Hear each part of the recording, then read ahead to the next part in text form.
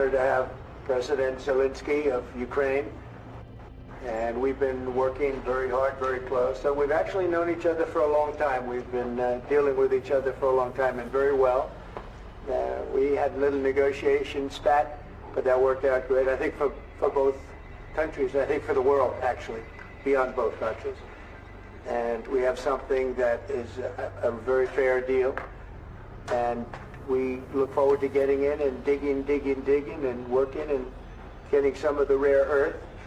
But it means we're going to be inside, and it's a big commitment from the United States, and we appreciate working with you very much. And we will continue to do that. We have had some very good discussions with Russia. I spoke with President Putin, and we're going to try and bring this to a close. It's something that you want and that he wants. We have to negotiate a deal. But we've started the confines of a deal, and I think something can happen.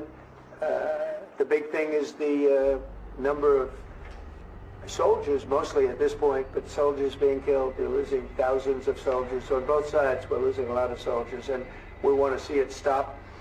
And we want to see the money get put to different kinds of use, like rebuilding. And we're going to be working very hard. But we've had a lot of very good conversations. We'll say until we came along, the Biden administration didn't speak to Russia whatsoever. They didn't speak to anybody. They just allowed this to continue.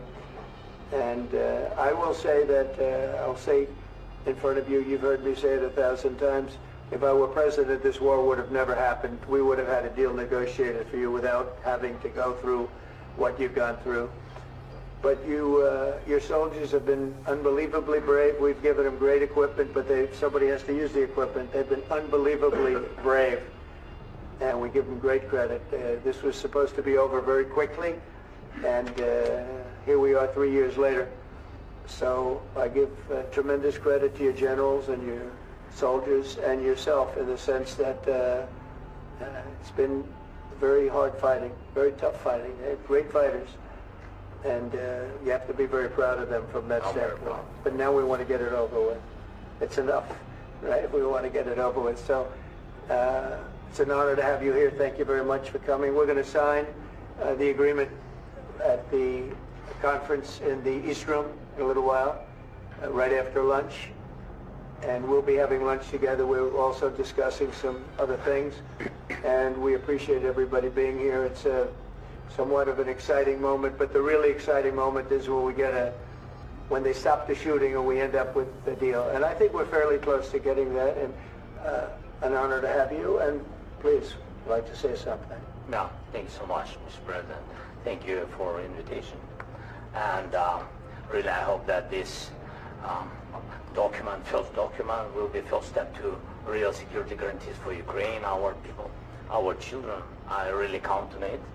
And of course, we count that America will not stop support. Really, for us, it's very important to support and to continue it. I want to discuss it with details further during our conversation, and of course, the infrastructure or security guarantees. Because for today, I understand what Europe is ready